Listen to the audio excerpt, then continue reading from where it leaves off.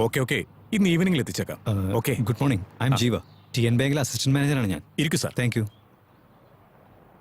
Sorry sir, ഈ മാസത്തെ due അടയ്ക്കാൻ കുറച്ച് ലേറ്റ് ആയിപ്പോയി. ഇപ്പൊ തന്നെ ബാങ്കിലേക്ക് ആളെ വിടാം. സാരമില്ല, ഞാൻ അതിനൊന്നല്ല. Sir, city full Hero Honda street dealers നിങ്ങളാണോ? അതെ സാർ. അപ്പോൾ സിറ്റിയിൽ ആര് ഹീറോ ഹോണ്ട സ്ട്രീറ്റ് വാങ്ങിയാലും നിങ്ങളുടെ അടുത്ത് നിന്നല്ലേ വാങ്ങുള്ളൂ? Of course. എന്ത് പറ്റി സാർ? ഈ അടുത്ത് എത്ര red colour Hero Honda street delivery ആയിട്ടുണ്ടെന്ന് പറയാൻ പറ്റുമോ? ഏകദേശം 50ഓളം ഉണ്ടാവും. Sir, if you don't mind, അത് വാങ്ങിയുടെ അഡ്രസ്സും തരാൻ പറ്റുമോ? ഓ, അതിനെന്താ, തരാമല്ലോ. ആഹാ, അതേ വണ്ടി, അതേ റെഡ് കളർ.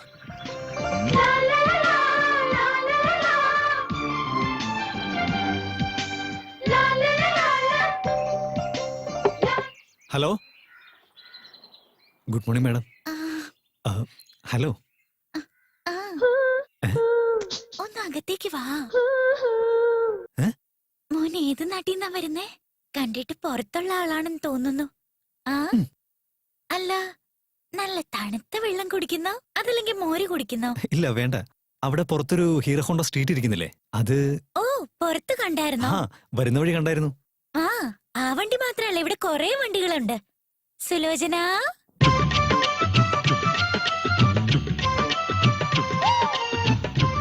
ഹേമ, പുഷ്പ, യമുന. അയ്യോ, ഇത് ഞാൻ വിചാരിച്ച പോലൊരു സ്ഥലമല്ലല്ലോ. അയ്യോ ചേച്ചി, നമ്മളെ വിട്ടേക്ക്. മോനെ, മോനെ നിക്ക് മോനെ.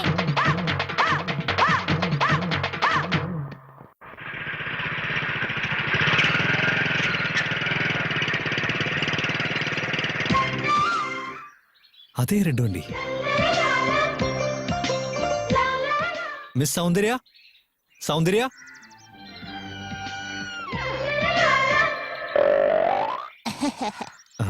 മുത്തശ്ശി, മിസ് സൗന്ദര്യ ഒന്ന് കാണണം, ഒന്ന് വിളിക്കോ? ഞാൻ തന്നെയാ കുമാരി സൗന്ദര്യ, ഞാൻ ഇപ്പോഴും കുമാരി തന്നെയാ. അപ്പോ ആ ചുവന്ന ഹീറോ ഹോണ്ട സ്ട്രീറ്റ് വണ്ടി? ആ വണ്ടി എന്റേത് തന്നെയാ.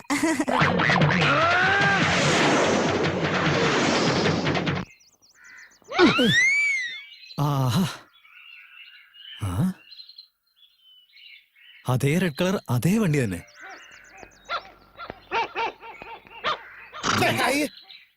ഈശ്വര, ഈ വണ്ടിയെങ്കിൽ അവളുടെ വണ്ടി ആയാൽ മതിയായിരുന്നു. ആരാ അത് വണ്ടിയുടെ ചുറ്റും നോക്കുന്നുണ്ടല്ലോ? ഈ കോളനിയിൽ ഇവനെ കണ്ടിട്ടില്ല. ഇവൻ വല്ല തീവ്രവാദിയോ കൊലപാതകയോ വല്ലതും ആണോ? ബോംബ് വെക്കാൻ ശ്രമിക്കുവാൻ തോന്നുന്നു. വെറുതെ ഒരു മണ്ടത്തരം പറയല്ലേ. അവന്റെ മോന്ത കണ്ട അറിയില്ല അവൻ കള്ളനാന്ന്. അവന്റെ കാര്യം എനിക്ക് വിട്ടേക്ക്, ഞാൻ ഡീൽ ചെയ്തോളന്നേ. ഡാ, നിന്റെ ഹൈറ്റ് എത്രയാ? 5'10". നിന്റെ വെയിറ്റോ? 68 കിലോ. ഒരു ദിവസം ഒറ്റ വീടാണോ? 3 സാർ. ഓ, ഒരു ദിവസത്തിൽ 3 ഡാ, ഇങ്ങ് വന്നേ. അല്ല, ഈ 2 വീലർ മാത്രമാണോ അതോ ഈ ബസ്, ലോറി, കാറ്? അല്ലല്ല, ഓൺലി ഹീറോ ഹോണ്ട സ്ട്രീറ്റ്, അതും റെഡ് കളർ മാത്രം. റെഡോ? അതിലെന്താ ഇത്ര സെന്റിമെന്റ്സ്? ഒരു ചെറിയ കമ്മിറ്റ്മെന്റാ സാർ. അവിടെ എന്താ മേടി കൂടെ വാർപ്ലെയിൻ പോകുന്ന ശബ്ദം കേട്ടു ഞാൻ. ഞാനൊന്നും കേട്ടില്ലല്ലോ. അതൊക്കെ മിലിറ്ററി സീക്രട്ടാ, നിനക്ക് മനസ്സിലാകാം. കള്ളാണല്ലേ? എന്താടാ, നീ പോക്കറ്റ് അടിക്കാരനാണോ അതോ മാലമോഷ്ടാവാണോ? എന്താ സാർ ഇത്?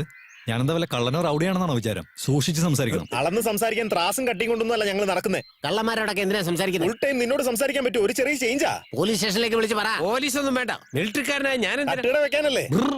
അയ്യേ, ഇതെന്തോടോ മഴയോ? ഡാ, പോലീസിനെ ഫോൺ ചെയ്യ്. ഹലോ. ഡാ, ഫോൺ പിന്നെ ആരും ഒന്ന് എടുക്കൂടാ. എന്തിനാ തിരക്കൂട്ടുന്നേ? ഞാൻ കള്ളനൊന്നുമല്ല, ഇവിടെ പുതിയതായി വന്ന ബാങ്ക് മാനേജറാ. ഈ കോളനിയിൽ വീട് വല്ലതും വാടക കിട്ടുന്ന നോക്കാൻ വന്നതാ. പ്ലീസ് വിശ്വസിക്ക് സാർ. വാടകയ്ക്ക് ഒരു വീടല്ലേ? ആളെ പൊട്ടരാക്കാൻ നോക്ക. അല്ല സാർ, നീ വാടകയ്ക്ക് വീട് നോക്കി വന്നതാണോ അതോ ഈ വണ്ടി ഇവിടെ ഉരുട്ടിക്കൊണ്ടു പോവാൻ വന്നതാണോ നീ ഇപ്പൊ മനസ്സിലാക്കി തരടാ.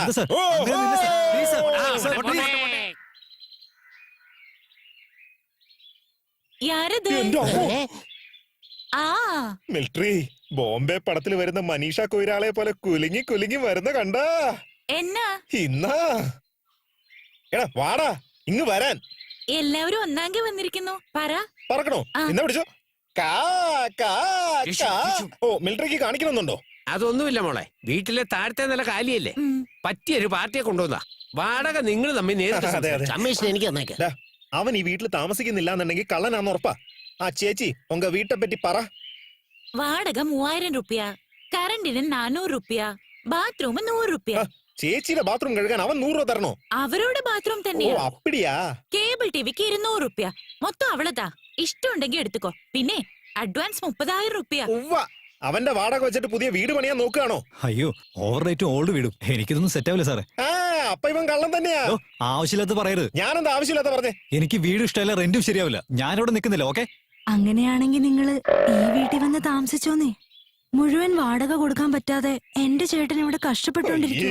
നിങ്ങൾ ഇവിടെ വരുവാണെങ്കിൽ എന്റെ ചേട്ടന്റെ മനസ്സിന്റെ ഭാരവും കുറയും, എനിക്ക് ഒരാശ്വാസവും കിട്ടും. എന്തു പറയുന്നു? അതെ, അവൻ ഇങ്ങോട്ട് വന്ന നിനക്ക് എന്താ ആശ്വാസമാടി? ഇടി സാരിയൊക്കെ പോയി എടുത്ത് അങ്ങോട്ട് ഉടുക്ക്. അല്ല, നിങ്ങൾക്ക് കുറച്ച് ഹെൽപ്പ് എനിക്കൊരു ആവുന്ന കോപ്പം വേണ്ട, നീ പോയേ. എന്തിനാ എന്നെ ഇങ്ങനെ സംശയിക്കുന്നേ? ഛേ. ഡാ, നീ എന്തിനാ അങ്ങോട്ട് നോക്കുന്നേ? അതിനു മുമ്പ് ഇങ്ങോട്ട് നോക്കി നിന്നല്ലേ? ഞാൻ അവിടെയല്ലേ നോക്കിയത്. ഇപ്പോഴല്ലേ അങ്ങോട്ട് നോക്കി, അതിനു മുമ്പ് ഇങ്ങോട്ട് നോക്കിയില്ലേ? അയ്യോ, ഞാൻ നോക്കിയില്ല. പോയി കാണണ്ട. ഇല്ലെന്നേ. പോയി നോക്കടാ. ആ, ഞാൻ നോക്കിയില്ല. ആളുകൾ കാണുമ്പോ മാത്രമേ മര്യാദ ഉള്ളല്ലേ? ഞാൻ പറയുന്നത് കേക്ക്, ഞാൻ പോയി നോക്കിയിട്ടില്ലെന്നേ. നോക്കടാ. പോയി പോടാ. വേണ്ട, ഞാൻ പോടാ. മേജർ അങ്കിൾ, അവിടെ എന്താ ഒരു പ്രശ്നം? അതൊന്നുമില്ല മോളെ, ഒരു കള്ളത്തിരുമാലി എന്റെ കൈപ്പെട്ടതാ. എന്താ അവിടെ? ഏതൊരു കള്ളനാണെന്ന്. അല്ല, ആ പെണ്ണ് ആ വീട്ടിലാണോ? ആ വീട് ആ പെണ്ണിന്റെ തന്നെ. ആ പെണ്ണ് അങ്ങേ താമസിക്കുന്നത്. ശരി, ഞാൻ പോയിട്ട് വരാമേ. മോള് സൂക്ഷിച്ചു. ഓക്കെ അമ്മേ. ഡാ, നീ ഒരു പെരും കള്ളനല്ലേ? അയ്യോ, ഇപ്പൊ നിങ്ങൾക്ക് എന്താ വേണ്ടേ? വാടകയ്ക്ക് താമസിക്കണം, അത്രയല്ലേ ഉള്ളൂ. ഞാനതിന് റെഡിയാണെന്നേ. അതെ ചേച്ചി, എനിക്ക് വീട് ഇഷ്ടമായി. വാടക എത്രയായാലും കുഴപ്പമില്ല. അത് മാത്രമല്ല, നിങ്ങളെയൊക്കെ കാണുമ്പോ മരിച്ചുപോയ എന്റെ ബന്ധുക്കളെ പോലെ തോന്നുന്നേ. എടാ, ഞങ്ങൾ എന്താണ് പ്രേതങ്ങളോ? സൂചി ബാബു ഒന്ന് ഓടിക്കോ. എന്തിനാണ് അങ്ങനെ സൂചി കൊണ്ട് കുത്തുന്നേ? എന്റെ പേര് സൂജി ബാബു. ഞാൻ ഇവരുടെ മകനാ. എനിക്ക് ഡെയിലി ചോക്ലേറ്റ് വാങ്ങി തന്നില്ലെങ്കിൽ ഇനിയും കുത്തും ഞാൻ. വാങ്ങി തരാം മോനെ. ഇത്രയും ചില വിചിത്രമായ ക്യാരക്ടേഴ്സിന് നടുവിൽ ഒരു പുതിയ ബാങ്ക് മാനേജർ ഇവിടെ വന്ന് സെറ്റിലാക്കാൻ പോവാ. ഇനി മുതൽ അങ്ങോട്ട് കഥയ്ക്ക് ചൂട് പിടിക്കാൻ പോവാ. യെസ്. കൗസല്യ സുപ്രജാ രാമപൂർവ സന്ധ്യാ പ്രവർത്തത്തെ. ഉത്തിഷ്ഠ നരശാർദൂല കർത്തവ്യം ദൈവമാന്ധികം. കൗസല്യ സുപ്രജാ രാമപൂർവ സന്ധ്യാ പ്രവർത്തത്തെ. ഉത്തിഷ്ഠ നരശാർദൂല കർത്തവ്യം ദൈവമാന്ധികം. മുളകുപൊടിയോ? ആ, സാരമില്ല. ഉത്തിഷ്ഠ ഗോവിന്ദ ഹജി. ഉത്തിഷ്ഠ ഗരുഡധ്വജ. ഉത്തിഷ്ഠ കമലാകാന്ത ത്രൈലോക്യം മംഗളം. ഗോവിന്ദ ഗോവിന്ദ. എടി, നീ കുണുങ്ങി നനഞ്ഞ കോഴിയുടെ പോലെ ഇതെങ്ങോട്ടാ? നേരം വെളുക്കുമ്പോ ഇതുപോലെ മണികിലുക്കി ഏതെങ്കിലും ഒരു ദിവസം നിങ്ങൾ ഇതുപോലെ പൂജ ചെയ്തിട്ടുണ്ടോ?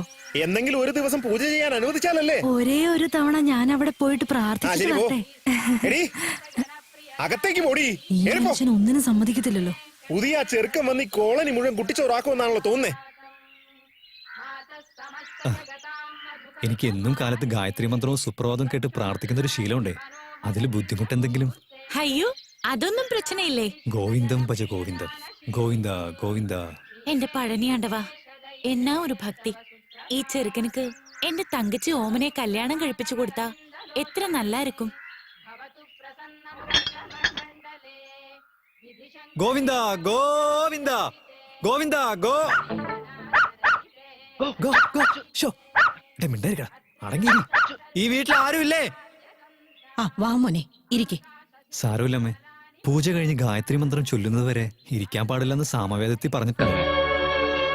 അതിരാവിലെ 4 മണിക്ക് എഴുന്നേറ്റ് കുളിച്ചു കഴിഞ്ഞ് സുപ്രഭാതം കേട്ടുകൊണ്ട് പൂജയും ചെയ്ത് കർപ്പൂരം കത്തിക്കാൻ നിന്ന സമയത്ത് തീപ്പെട്ടിയില്ലാത്ത അവസ്ഥയായിപ്പോയി. ഒരു തീപ്പെട്ടി ഉണ്ടെങ്കിൽ ഒന്ന് തരാവോ? അതിനെന്താ മോനെ? അതെ അമ്മേ, സിഗരറ്റ് വലിക്കുന്ന ശീലമൊന്നും ഇല്ലാത്തതുകൊണ്ട് കർപ്പൂരം കത്തിക്കുന്ന സമയത്തല്ലാതെ തീപ്പെട്ടിയെ കുറിച്ച് ചിന്തിക്കാറേയില്ല. അത് മാത്രമല്ല, ഒരു തരത്തിലുള്ള ദുശീലങ്ങളും ഇല്ലാതെ പരിശുദ്ധമായിട്ടാ മുത്തശ്ശീനെ വളർത്തിയത്. എനിക്ക് അച്ഛനമ്മ, ചേച്ചി, അനിയത്തി, ചേട്ടൻ, അനിയൻ ആരും തന്നെ ഇല്ല. മോന്റെ പേരെന്താ? എന്റെ പേര് ജീവ എന്നാ. എനിക്ക് യൂണിവേഴ്സിറ്റിയിൽ ഗോൾഡ് മെഡൽ കിട്ടിയോണ്ട് OBയില് TN ബാങ്കിൽ ഒരു ജോലി കിട്ടിയിട്ടുണ്ടമ്മേ. മാസം 6000 രൂപ ശമ്പളമുണ്ട്. മാത്രമല്ല ഹൗസിംഗ് അലവൻസും ട്രാവൽ അലവൻസും എല്ലാം കിട്ടുന്നുണ്ട്. അതുകൊണ്ട് ഒരു പ്രോബ്ലം ഇല്ല. അത് മാത്രമല്ല, ഞാനിതുവരെ കല്യാണം കഴിച്ചിട്ടില്ല. നല്ലൊരു പെൺകുട്ടിക്ക് വേണ്ടി അന്വേഷിച്ചുകൊണ്ടേയിരിക്കുക. ആലോചനകളൊക്കെ ഒരുപാട് വരുന്നുണ്ട്. ഞാനിപ്പോ വരാം. എന്നാ തീപ്പെട്ടി. എനിക്ക് എന്തിനാണ് തീപ്പെട്ടി? അതിനു വേണ്ടിയല്ലേ വന്നത്? അതെ അതെ, ഞാൻ വന്നത് തീപ്പെട്ടിക്ക് വേണ്ടിയാ. താങ്ക്സ്, വരട്ടെ. വേഗം പോയി പൂജ തുടങ്ങാം. ഗോവിന്ദ ഗോവിന്ദ. ഇവളുടെ അടുത്ത് നമ്മുടെ അടവൊന്നും നടക്കുന്നില്ല. മിസ്റ്റർ, കാസറ്റിലിട്ടത് വെങ്കടേശ സുപ്രഭാതം, നെറ്റിയിലിട്ടിരിക്കുന്നത് വിഭൂതിക്കുറി. Is it not contradictory? Venkat Eshwaran, Venkateshwaran. അതെ, കറക്റ്റാ. ഹരേ ഹര. രണ്ടുപേരും ഒന്നാണെന്ന് മനസ്സിലാക്കാൻ വേണ്ടി നെറ്റിയിൽ വിഭൂതി വരച്ചിട്ട് മനസ്സിൽ നാമം ജപിച്ചോണ്ടിരിക്കുക. നാമൊക്കെ മനസ്സിൽ തന്നെ ജപിക്കും, വെറുതെ നാട്ടുകാരെ ബുദ്ധിമുട്ടിക്കണ്ട. അതെ, നാമം ജപിച്ച് ഞങ്ങളെ കഷ്ടപ്പെടുത്തല്ലേ. നീ നാമം ജപിച്ചാലും പൂജ ചെയ്താലും അത് നിന്റെ വീട്ടിനകത്ത് മാത്രം ചെയ്യ്. അതിങ്ങനെ പുറത്തേക്ക് ഒന്ന് എക്സ്പോസ് ചെയ്യല്ലേ. ഫാമിലി ഒക്കെ കിടന്ന് ഷെയ്ക്ക് ആവുവാടാ. ഷെയ്ക്ക് ആണെങ്കിൽ ദുബായിക്ക് പറഞ്ഞോടേ. ദുബായിക്ക് പോയിട്ട് എന്തിനാ? ഷെയ്ക്കുമാരൊക്കെ എവിടെയല്ലേ ഉള്ളത്? എടാ മണ്ട, ആ ഷെയ്ക്കിന്റെ കാര്യമല്ലടാ, ഈ ഷെയ്ക്കിന്റെ കാര്യമാ പറഞ്ഞേ. എടോ, ഞാനിവിടെ ഉള്ളപ്പോ താൻ വേറെ ലോൺ എടുക്കാൻ എടുത്ത് പോയെന്ന് തോന്നുന്നു. 3 മാസം ആയാലും ശരി, 6 മാസം ആയാലും ശരി, തുണി എന്റെ അടുത്ത് തന്നെ തരണം. അയാൾ നല്ല ആൾക്കാരെ കൊണ്ട് അലക്കിച്ചോട്ടെ. അന്ന് ഞാൻ സമ്മതിക്കില്ല. അതിപ്പോ ബട്ടൺ പോയാലും ശരി, സിബ് പോയാലും ശരി, തുണി എന്റെ അടുത്ത് തന്നെ തരണം. അതൊക്കെ ടൈലർ ചെയ്യേണ്ട പണിയല്ലേ. എന്റെ അളിയൻ ടൈലർ അല്ലേ? ഓ, കുടുംബം മൊത്തം പിച്ചക്കാരാണല്ലേ. വേറെ എവന്റെയും കൈ കൊടുക്കാൻ നോക്കിയാലുണ്ടല്ലോ, ഈ കോളനിയിൽ നിന്ന് തന്നെ നിന്നെ ഓടിച്ചിരിക്കും ഞാൻ. അല്ല, ലോകസഭ എം പിയാ പറയുന്നേ, പോടാ. അപ്പോഴേ ഞാൻ പറയുന്ന കണ്ടീഷൻ കൂടെ ഒന്ന് കേൾക്കണേ. നീ ഈ കോളനിയിലേക്ക് എൻട്രി ആവുമ്പോ മുടിയൊക്കെ ചപ്ര ചിപ്രയായിരിക്കണം, ഷർട്ട് എല്ലാം കീറി ഒരു പ്രാന്തനെ പോലെ ആയിരിക്കണം ഇങ്ങോട്ട് വരേണ്ടത്. അല്ല, എന്റെ ഭാര്യയുടെ വീക്ക്നെസ് നിങ്ങൾക്ക് അറിയാവുന്നല്ലേ മിലിറ്ററി. അതെ, അതെ. എന്താ? അതെ, പോടാ. അവൾ ഇവനെ കണ്ട ഉടനെ തന്നെ ഭക്തിപരവശത്തിൽ ഭജന പാടാൻ തുടങ്ങാ സാറേ. മിസ്റ്റർ, എന്റെ പെർമിഷൻ ഇല്ലാതെ ഈ കോളനിക്കുള്ളിലെ ഒരു വീട്ടിലും നീ കയറാൻ പാടില്ല. കറക്റ്റ്. ഈ കോളനിയുടെ വാച്ച്മാൻ ആണ് ഈ പറയുന്നത്. എന്താ? എന്നെ പറ്റി നിനക്കറിയില്ല. നിങ്ങളെ പറ്റി ഞങ്ങൾക്ക് പോലും അറിയില്ല, പിന്നെ ഇയാൾക്ക് എങ്ങനെ അറിയാനാ? ചുപ്. ഇതാണ് 1992 കാശ്മീരിൽ നടന്ന ഒരു ലോക്കൽ വാറില് ആ വാർ ഉപയോഗിച്ച് തയ്ച്ച ചെരുപ്പാണ് ഇത്. വാറെന്ന് പറഞ്ഞാൽ യുദ്ധം. ഞാനൊരു ബോംബ് എടുത്തെറിഞ്ഞു, പക്ഷേ അത് പൊട്ടിയില്ല. അത് ഡമ്മി ബോംബായിരിക്കും. Original bomb. എന്താ പൊട്ടത്തെന്നറിയോ? തിരി കടിച്ചെടുത്തപ്പോൾ ബോംബിനുള്ളിലെ എല്ലാം പുറത്തേക്ക് വന്നു. കൊല്ലന്നെ. പിന്നെ എന്റെ ഈ വെറും കൈ കൊണ്ടാണ് ഞാൻ 100 പേരെ അടിച്ചൊതുക്കിയത്. ഈ കുക്കുകളെ ഒന്നും വാർഫീൽഡിലേക്ക് കൊണ്ടുപോകാറില്ലല്ലോ. അല്ല, മിലിറ്ററിയിൽ താനൊരു കുക്കായിരുന്നു. ശരി ശരി, നീ പോ. പോവല്ലേ, ഇയാൾ കുക്കാണെന്ന് കൺഫേം ചെയ്തിട്ട് പോ. ട്രാഫിക്കിന് മുമ്പ് ഇനി എന്ത് ട്രാഫിക് ഉണ്ടായാലും ശരി, ഇയാൾ കുക്കാണെന്ന് കൺഫേം ചെയ്തിട്ട് പോയാൽ മതി. അങ്ങനെ പോവല്ലേ, ഇയാൾ കുക്കാണ്, മിലിറ്ററിയിലെ കുക്കാ. അതിരിക്കട്ടെ, ഞാൻ മിലിറ്ററിയിൽ കുക്കായിരുന്നു എന്ന് നിനക്ക് അങ്ങനെ മനസ്സിലായി? വെള്ളം അടിച്ച് പറ്റായിട്ട് താൻ തന്നെയല്ലേ പറഞ്ഞേ? ഞാൻ തന്നെ പറഞ്ഞു. ഇതാണ് കണ്ണി കണ്ടവർ കൂടെ വെള്ളം അടിക്കരുതെന്ന് പറയുന്നത്. അതുകൊണ്ട് ഇനി ഞാൻ ഒറ്റയ്ക്ക് വെള്ളം അടിച്ചോളാം. താ പമ്പെടുത്ത് വെച്ച് അടിക്കും. ഒന്ന് പോടോ. എന്റെ ഭാഗ്യം, ഒരാള് പോലും കണ്ടില്ല. ഞാൻ കേട്ടല്ലോ.